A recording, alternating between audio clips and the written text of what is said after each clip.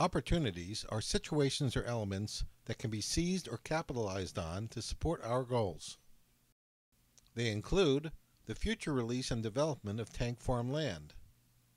There is 270 acres with bay and ocean access. Next is an increased business and resort tax base that can reduce the tax rate and provide opportunities for instituting fee-for-service measures. The Island Park development can increase tax valuations and benefit the entire town. Tax valuation potential is achievable with a sewer infrastructure. The West Side Railroad right-of-way and Burma Road creates potential for public transportation and infrastructure development. It provides for both transportation and a utilities corridor. We have the ability to influence the Coastal Resource Management Council Special Area Management Plan for the West Side.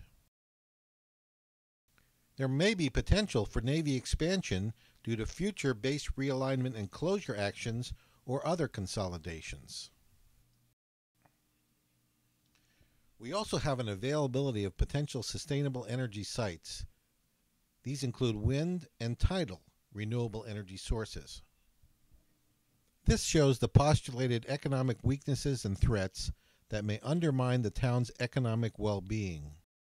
They are shown in relative degrees of impact of each weakness and the vulnerability of each threat to the economic well-being of the town, and the urgency of action required and time frame attention is needed to improve the weakness or counter the threat that impedes affecting the desired outcomes. Weaknesses are liabilities hindering us in achieving our goals that can be corrected or mitigated. One of our biggest problems and issues is the lack of sewers. Any solution to the sewer problem is very complicated, and there's a lack of state and federal funds for any sewer infrastructure development. We have limited capital resources, both public and private. We must bring in dollars from out of state. The fact remains that we have slower economic growth than the rest of the New England region. There is a lack of an effective transportation infrastructure. The two north-south corridors are stressed. There is no rail access to the island. There is no effective tourist, commuter, or shopper transportation on the island. And we have no marine transportation service. The current town budget and economic planning processes do not foster effective long-range planning. There is a short time horizon for the town council and school board. Long-range capital improvement plans and liabilities are not widely distributed nor debated. There is a high cost of doing business in Rhode Island. Contributing to this are high real estate taxes, high workers' compensation, and high energy costs.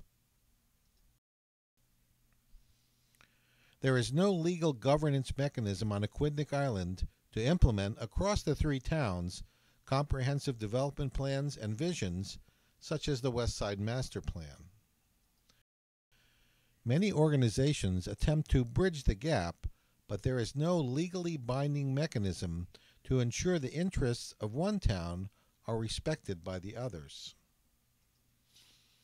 As an example, the Newport North End developments such as O2 Newport have serious implications for demands on the north-south arteries and Portsmouth plans for developments along the Burma Road. There is a lack of immediately available Class A business and commercial space. The business park is near capacity with only 2 lots remaining. And finally, there are no long-range formal plans to tap alternate water sources. Threats are elements or forces that must be countered because they threaten achievement of our goals. There are competing needs for the town's budget. The property tax levy cap limits the town's ability to fund community growth. There is no state regulatory structure or funding sources in place to deal with the cap limit legislation. And our minimum reserves and long-term liability issues need to be addressed. The upcoming decisions on the current wastewater issues may foreclose future West Side development by loss of potential capital investors.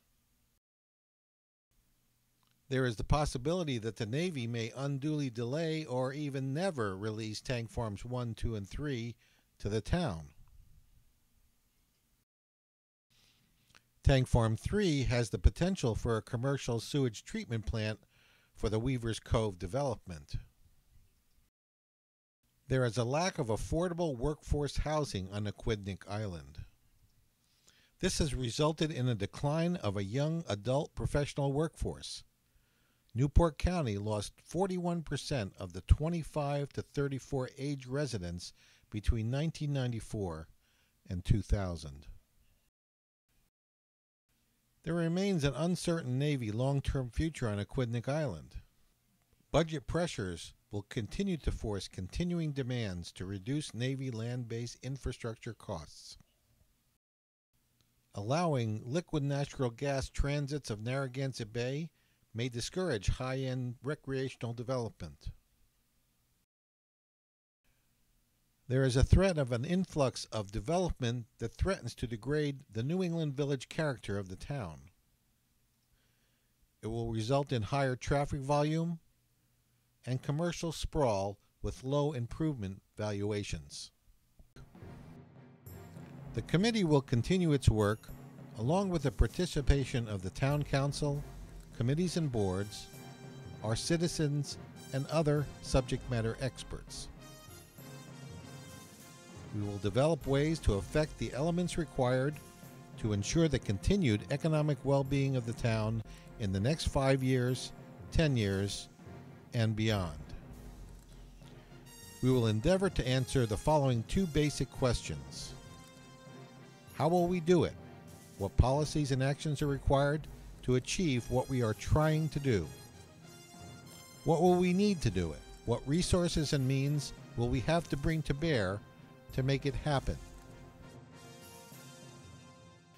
Building on Phase 1, we intend to develop out-year projections from the data that we have compiled and develop plans of action and milestones that include implementation initiatives that are underpinned by policies that will build on our strengths, seize opportunities, bolster our weaknesses, and counter the things that threaten our achievement of economic prosperity in the town. We will develop smart metrics that are specific, measurable, achievable, results-oriented, and time-determined to measure where we are compared to where we want to be.